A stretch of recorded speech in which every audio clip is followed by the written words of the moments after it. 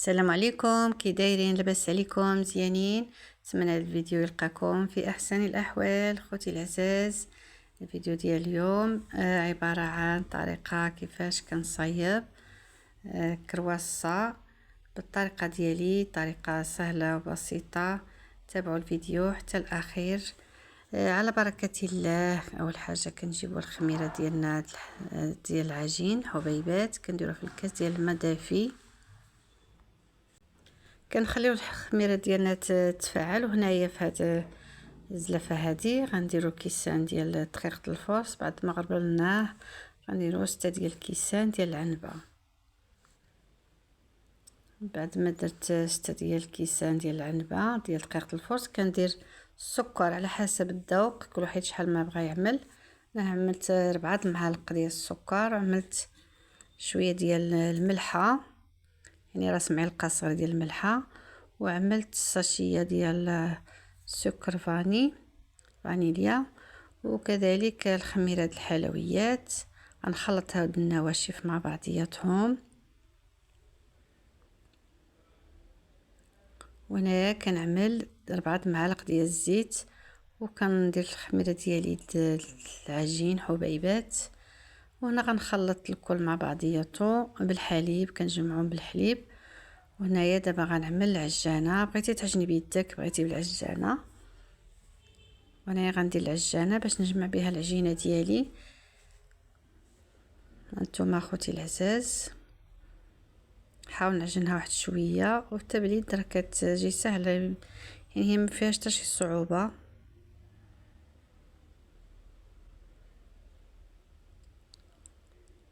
هانتوما اخوتي، بعد ما تحصلت على هاد العجينه هادي كما كتشوفوا كتلتصق شويه في اليدين، ما هي شي خفيفه بزاف ما هياش قاصحه بزاف، المهم كتلتصق في اليدين شويه. وكنديروا عليها شويه الزيت وكنخليوها تختمر. وانا يا خوتي بعد ما خمرات كنحاول نفرغ منها داك الهواء. هانتوما غنقطعها على قطع صغار، يعني شويش كبارين. غنقطع كويرات، يعني قد المسمنه، قطعوهم ونشوفوا شحال تخرجنا ديال العجينه ديال الكويرات.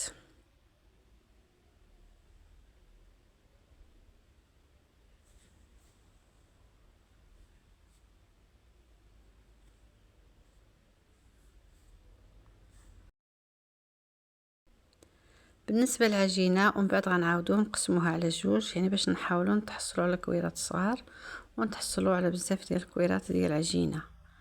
ودابا غنطلقوهم بالدقيق كاملين كما كتشوفوا خوتي العزاز. ولا وصلتوا حتى لهنايا كتبوا لي من اي بلد ولا من اي مدينه كتشوفوا هذا الفيديو، باش تشجعونا نقدموا لكم المزيد. وما عليكم غير تكتبوا لنا شي لايك، ديروا لنا اللايكات وديروا لنا شي كومونتير محفز ولكم فيها بس تبارطاجيو لنا هذا الفيديو.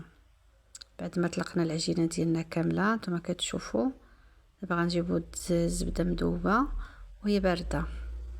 هنايا عملت اي، المهم كتعمل اي زبده عندك، المهم تكون بارده ذوبتيها وبردات. وكنديروا كل طبقه كنديروا بيناتهم الزبده حتى كنقسموا العجينه اللي عندنا. كانوا عندك 16 كتقسموها على جوج، كانوا عندك 20 كتقسموها على جوج، يعني كل عجينه اللي خرجت لك كتقسم على جوج. وكنطلقوا العجينه ديالنا نتوما كتشوفوا بعد ما طلقتها مزيان.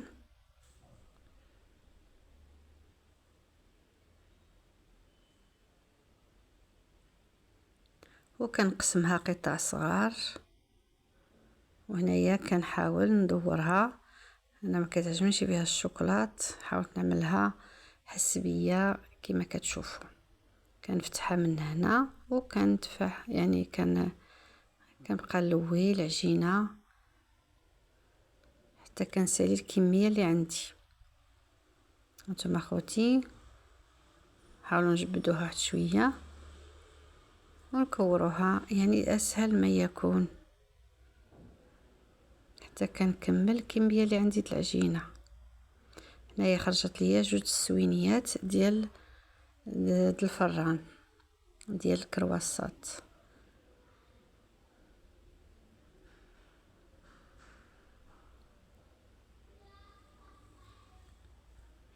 بعد ما ساليت العجين خوتي العزاز، هانتوما نكمل على الكميه اللي عندي كامله.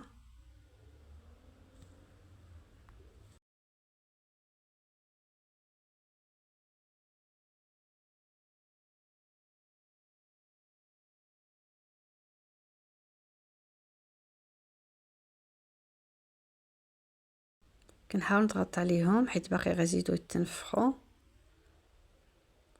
وهنايا عملت بيضه كامله، عملت معاها قهوه سريعه الذوبان وشويش ديال الحليب، وغنخلطهم كما كتشوفوا، وغندهن بهم الكرواسه ديالي ولا العجينه. وفي هاد الاثناء كيكون عندك الفران سخون 200 درجه، ومن بعد كنحاولوا نقصوا له واحد شويه، نرجعوه 180 درجه، ونديروا الكرواسه ديالنا طيب على خاطرها. نتوما اخوتي ندهنوها كامله.